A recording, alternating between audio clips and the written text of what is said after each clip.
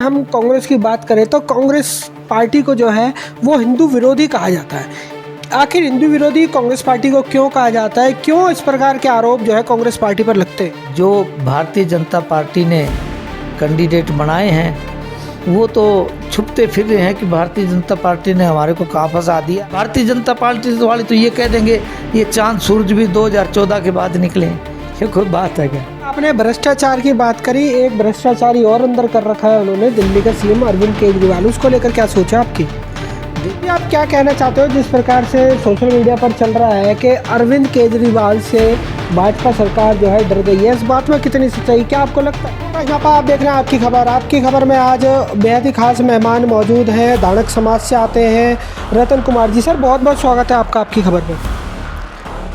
आपका स्वागत है मेरे से मिलने के लिए, मेरे से साक्षात करने के लिए आपका धन्यवाद।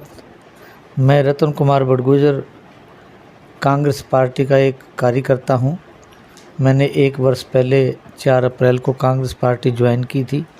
उसके बाद हम लगातार नियमित रूप से कांग्रेस पार्टी में काम कर रहे हैं और हमने जीवन पूरा कांग्रेस पार्टी में पहले भी लगाया है। हमारे पूर्वज भी कांग्रेस पार्टी में ही आस्था रखते थे और हम कांग्रेस पार्टी में काम करेंगे। सर, मेरे को ये बताइए, आप पार्टियां बहुत हैं, आम आदमी पार्टी हो गई, बीजेपी हो गई, जो देश की सबसे बड़ी पार्टी है। आखिर कांग्रेस के अंदर आपको ऐसा क्या दिखाई दिया जो आपने कांग्रेस ज्वाइन करी? देखिए नापा जी, कांग्रेस पार्टी 1885 में बनी और मोतीलाल नेहरू जी ने इलाहाबाद के आनंद भवन में जो देश की आज़ादी की लड़ाई, पूरे देश को संगठित कर उसमें देश की लड़ाई लड़ी और 70 साल बाद, 70 वर्षों के बाद उनके संघर्ष से कांग्रेस पार्टी के नेता आदरणीय जवाहरलाल नेहरू जी, महात्मा गांधी जी, सरदार वल्लभ भाई पटेल जी और सर्वपल्ली राधाकृष्णन जी और मौलाना आज़ाद जी, बहुत से हमारे सुभाष चंद्र बोस जी, भगत सिंह जी, सब ने मतलब कांग्रेस पार्टी से ही सभी जुड़े हुए थे, जिन्होंने संघर्ष करके इसको देश की आज़ादी दिलाई और देश की नींव 1952 में जब पहला चुनाव लड़ा, जवाहरलाल नेहरू जी प्रधानमंत्री बने और देश को संभाला। देश के जितने डैम बने, IIT बने, एम्स बने, विश्वविद्यालय बने और सारा का सारा ढांचा शुरुआत प्रारंभ रूप से इस देश के निर्माण करने के लिए कांग्रेस पार्टी ने ही इस देश का निर्माण किया है। और आज जिस मुकाम पे 10-12 साल 15 साल को छोड़ के कांग्रेस पार्टी ने राज किया है और जब मनमोहन सिंह जी इस देश के प्रधानमंत्री थे तो तब इस देश की आर्थिक स्थिति बहुत कमज़ोर उस पे चली गई थी। जब मनमोहन सिंह जी ने सत्ता को संभाला तो 5वें-6ठे नंबर पे देश का आर्थिक व्यवस्था मतलब आ गई। और आज जब हम ये सरकार विकास की बात करती है, आदरणीय मोदी जी जो प्रधानमंत्री हैं हमारे देश के, अजीब अजीब बातें करते हैं कि हमने ये किया वो किया। अरे क्या किया? जितने भ्रष्टाचारी थे इस देश के, चाहे अजीत पवार जी हैं, 17,000 करोड़ का उनके ऊपर घोटाला था। सर, आपने भ्रष्टाचार की बात करी, एक भ्रष्टाचारी और अंदर कर रखा है उन्होंने, दिल्ली का सीएम अरविंद केजरीवाल। उसको लेकर क्या सोचा आपकी? देखिए नापा जी, अरविंद केजरीवाल जी के ऊपर अब तक कोई सबूत नहीं मिला है, कोई चार्ज नहीं मिला है, उनके पास आज तक कोई ऐसा सबूत नहीं मिला भाई इतने करोड़ रुपया मतलब मिला, किसने दिया, कहाँ गया, क्या लिया। परंतु मैं ये दावे से कह सकता हूँ सबसे शराब घोटाले का माफिया शरद चंद्र रेड्डी, जिसने 56 करोड़ रुपया भारतीय जनता पार्टी के अकाउंट में डाला, जिसके ऊपर चार्ज था कि शराब माफिया है, और उन्होंने 56 करोड़ रुपया भारतीय जनता पार्टी को दिया और बाद में उसकी जमानत होगी और उसमें इस प्रकार का नहीं।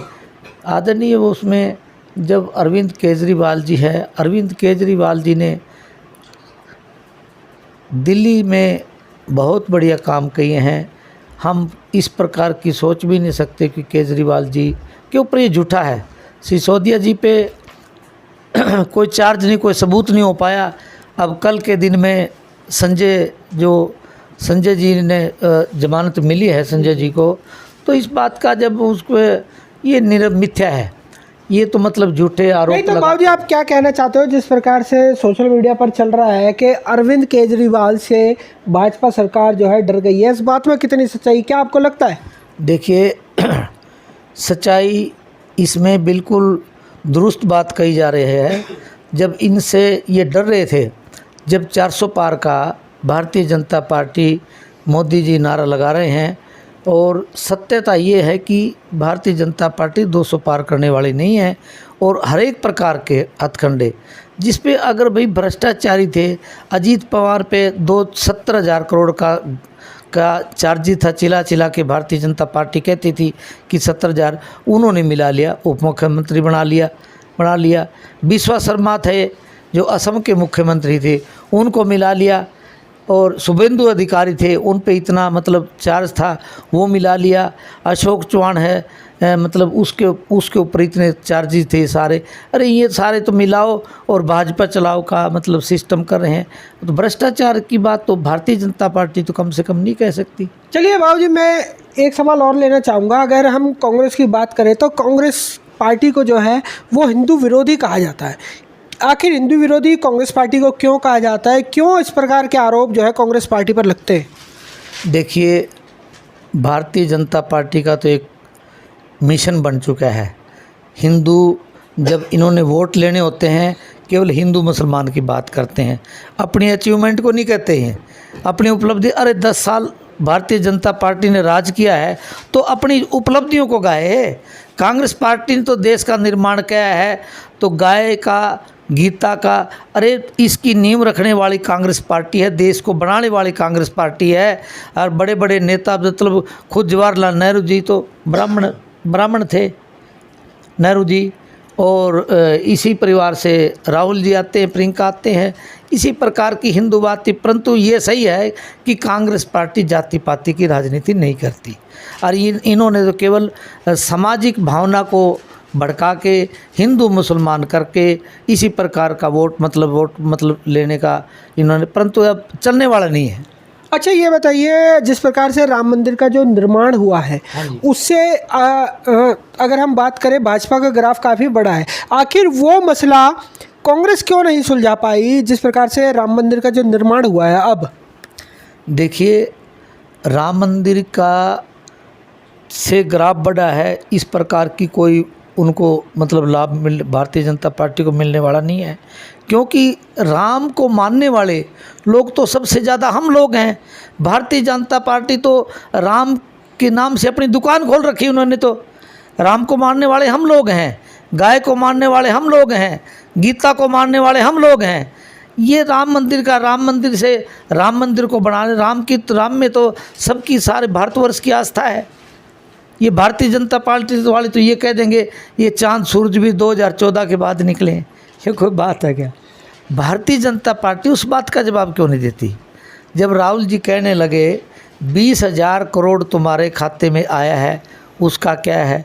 राहुल जी को मतलब उनकी सदस्यता मतलब उसमें ख़त्म कर रहे हैं उस बात के लिए, और 24 घंटे के अंदर उनको नोटिस दे दिया कि मकान खाली करो। न जाने भारतीय जनता पार्टी के कितने नेताओं पे सरकारी मकान है। इस प्रकार की घृणित आचरण करना, बीजेपी ने जितनी अपनी तुच्छ मानसिकता का प्रमाण अब दिया है, इस प्रकार का किसी ने आचरण आज तक नहीं किया। चलिए बाबूजी, अब हरियाणा की बात कर लेते हैं और आपका जो संसदीय क्षेत्र आता है हिसार, उसकी बात कर लेते हैं। अब तक कांग्रेस पार्टी अपने प्रत्याशी का चयन भी नहीं कर पाई है, आखिर इसके पीछे क्या वजह लगती है? देखिए, कांग्रेस पार्टी सबसे पहले तो पहला ये चुनाव है जिसमें इतना लंबे समय मतलब मिला। छठे चरण में हरियाणा का छठे चरण में नंबर आता है, और हमारी कांग्रेस पार्टी की कोर कमेटी ने, प्रदेश कार्यकारिणी ने तो वो मतलब फाइनल कर दी लिस्ट, और कल या परसों में मतलब वो आ जाएगी। और जो भारतीय जनता पार्टी ने कैंडिडेट बनाए हैं वो तो छुपते फिर रहे हैं कि भारतीय जनता पार्टी ने हमारे को कहाँ फंसा दिया है। लोग सभी मतलब विरोध के नारे लगा रहे हैं, उनका विरोध कर रहे हैं।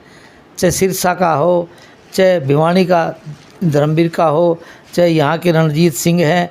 रणजीत सिंह जी का तो कहना ही क्या, ब्राह्मणों को पता नहीं क्या क्या ब्राह्मणों ने देश बांट दिया, वो बांट दिया, इस प्रकार के भद्दे बयान दे रहे हैं। तो मैं यही जानना चाहता हूँ, रणजीत चौटाला कितने खतरनाक साबित हो सकते हैं कांग्रेस के लिए? ओहो, कांग्रेस के लिए खतरनाक नहीं, कांग्रेस ये मतलब अपनी जमानत बचा ले वही गनीमत है। अच्छा, आप क्या कहना चाहते हैं, क्या इनकी जमानत ही जब्त हो जाएगी? ऐसे लोग कह रहे हैं, हमारे कानून में आ रहे हैं।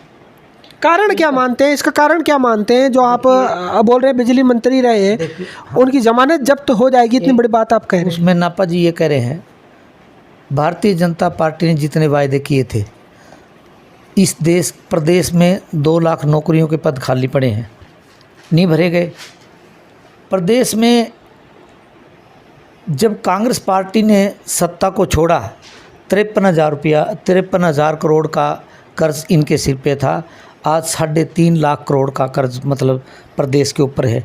ये विकास की किस प्रकार की बात करते हैं? सिलेंडर की कीमत 350 रुपये थी, आज 1100-1200 में है। मोटरसाइकिल बाइक जो 45,000 का था, आज 1 लाख का हुआ खड़ा है। जिस व्हीकल की रजिस्ट्रेशन 350 रुपये में रजिस्ट्रेशन होती थी, आज 5,500 में मतलब रजिस्ट्रेशन हो रही है। इस प्रकार की, और इस सरकार में तो आप ये दूध, दही, मक्खन, लस्सी तक भी वो वैट लगा दिए, तो ये देश जाएगा कहाँ? अच्छा, ये विकास की बात करते हैं, इस बात का जवाब देना पड़ेगा। लोगों के बीच में जाएंगे तो किस बिना पे वोट मांग रहे हैं? हुड्डा साहब के टाइम में इस प्रदेश के अंदर 12 विश्वविद्यालय बने, 4-5 थर्मल प्लांट लगे इस देश के, मतलब आज बिजली, हमारे पास बिजली आज स्पेयर है। और उस सरकार की 10 साल में तो इन्होंने कुछ किया ही नहीं। बिजली मंत्री जी बताएं, आपने कितने पावर प्लांट लगाए हैं? बताइए ना, इस बात का जवाब दें। चलिए, ये जवाब तो 2024 के चुनावों में जनता दे देगी। हाँ जी। अच्छा, अब आप मेरे को ये बताइए, अगर हम हरियाणा की बात कर लेते हैं, हरियाणा के अंदर अभी विधानसभा चुनाव भी होने, तो क्या लगता है हरियाणा वाले किसके हाथ में सत्ता सौंपने जा रहे हैं और क्यों? देखिए, इस देश के अंदर सबसे ज़्यादा संघर्षशील राहुल गांधी जी हैं, जिन्होंने 4,500 किलोमीटर की यात्रा कर्नाटक से जम्मू कश्मीर तक, मतलब वहाँ तक, कन्याकुमारी से कश्मीर तक के रही, अब मतलब है ना त्रिपुरा से उस तक महाराष्ट्र तक की। और बहुत बड़े विद्वान हमारी भारतवर्ष की सदन के अंदर अमेरिका की और कोलंबिया की यूनिवर्सिटी के सबसे बड़े मतलब पीएचडी, जिसने इकोनॉमिक डेवलपमेंट में पीएचडी की है, पढ़े लिखे हैं। आने वाला समय राहुल जी के हाथों में है और देश का विकास होगा और देश आगे बढ़ेगा। और हरियाणा प्रदेश की जब मैं बात कहूँ, हरियाणा प्रदेश की जनता बीच में डुलमुल फैसला नहीं देती।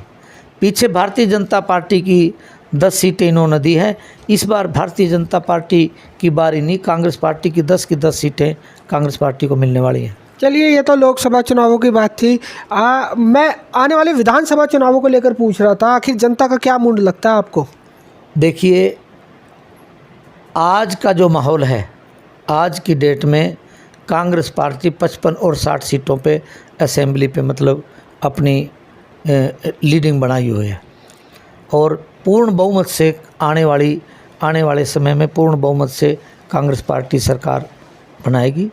और देश का जो पहले जो विकास के कार्य किए हैं आदरणीय हुड्डा साहब ने, और देश पुनः प्रगति की पटड़ी पे ले आ जाएगा इस प्रदेश को और आगे बढ़ेगा। सबको रोज़गार मिलेंगे, सबको काम मिलेगा, छोटे व्यापारी को मौका मिलेगा और दलितों के जितने विकास के कार्य, उनके उत्थान के जो कार्य हैं, आज मैं सरकार में कहूँ कई साल के तो दलितों के बच्चों के स्टाइफंड रुके पड़े हैं। मैं ऑफिस में गया, रिपेयर के 80,000 रुपये मिलता है, तो मेरे को बताया गया प्रधान जी अक्टूबर के बाद पोर्टल बंद कर रखा है, हर किसी को 5 पैसे मतलब नहीं मिल पा रहे। इस प्रकार की है हवा, बड़ी बड़ी बातों का करना कुछ नहीं, ये लपोट संखवाड़ी है। फिलहाल दोस्तों, ये थे दानक समाज से आते हैं और इनका साफ तौर पर यही कहना है कि आने वाले जो लोकसभा चुनाव है जो हरियाणा के अंदर 10 की 10 सीटें कांग्रेस की देखते हैं। वैसे अगर आप भी हरियाणा से हैं तो आप क्या मानते हैं, कांग्रेस के झोली में कितनी सीटें जा सकती हैं या भाजपा की झोली में कितनी सीटें जा सकती हैं? आप कमेंट सेक्शन में मेरे को आकाश नापा को ज़रूर बताइएगा। इन्हीं तस्वीरों के साथ मैं आकाश नापा लेता हूँ इजाज़त। बहुत जल्द मिलूंगा शहर की दूसरे किसी गतिविधि के साथ। जब तक के लिए सभी दर्शकों का आपकी खबर से जुड़ने के लिए धन्यवाद।